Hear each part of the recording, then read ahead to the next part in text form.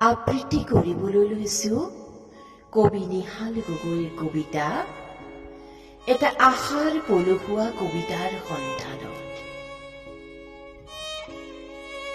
এটা আশাৰ পলসুৱা কবিতাৰ সন্ধানত বৰশীটো পেলাই দিছো শব্দৰ মেটমৰা পুখুৰীত। অভিজ্ঞতাৰ তপত মন্ত্ৰপুত শব্দ এটা এটাকৈ চিপ মাৰি তুলিছো। তপত মন্ত্ৰপুত শব্দ জীৱন জিনিবলৈ দুৰ্বাৰ হেঁপাহ ব্যাধি ৰুধিবলৈ। এতিয়াতো কাটৰ বাউলী ৰাধা কৃষ্ণ হেৰাল। অন্ধকাৰ গৰ্ভত গজালিৰ উকমুকনি বিয়পিছে গভীৰ অনিশ্চয়তা। বাদুলি দিনত ফুৰে মুঠেই শেষ জাতিকল থোকা।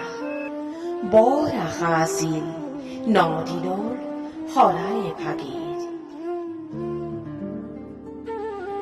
তেজেৰঙা গোলাপ পাহ কলিতে মৰহিল। শোকত বিহবল কাঁই দিয়া ডালটোৱে আঁচুৰি ৰৈ গল জীৱনৰ ৰংবোৰ। সপোন পৰীৰ নিচুকনি হাতত এখিলা সৰা পাত, তাতে আঁকিছে স্নিগ্ধ ছায়া। সেয়া সময়ৰ সতৰ্কতা। গাত পিন্ধি লৈ সমস্ত শক্তি শেষ ৰাতিৰ খেলখন তুমিয়ে দৌৰিবা। জোনাক কোমল কৌতূহলী হলেও উচুপিছে আন্ধাৰে। মৃত্যু এতিয়া নদীৰ সোঁত, কেৱল বৈ যায় আৰু বৈ যায়। সময়ে তেজৰ সোঁতত থাকি সূৰুজৰ নৰূপৰ আভাস খুজিছে। সেয়ে সুবৰ্ণ সূৰ্য গৈ বিচাৰি আনিব মহাৰ্ঘ সঞ্জীৱনী। তেতিয়ালৈ হয়তো বসন্ত আহিব, বিহংগই বিমূৰ্ত নীৰৱ আকাশত নৃত্য কৰিব। কোনো কবিৰ কলমত প্ৰাণ পাব প্ৰেমৰ লাজ লাজ এমুঠি ক্ষণে।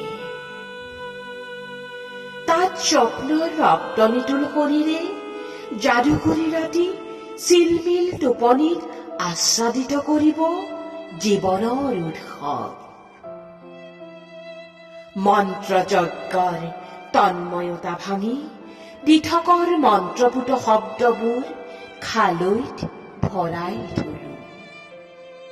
বৰশীটো বৰ্ষাংখনত আতুম টোকাৰিকৈ তুলি ৰাখিলো। কেতিয়াবা নৰূপত আকৌ বিচাৰি চাম এটা আশাৰ ফৰকাল কবিতা। কেতিয়াবা নৰূপত আকৌ বিচাৰি চাম এটা আশাৰ ফৰকাল কবিতা। ধন্যবাদ।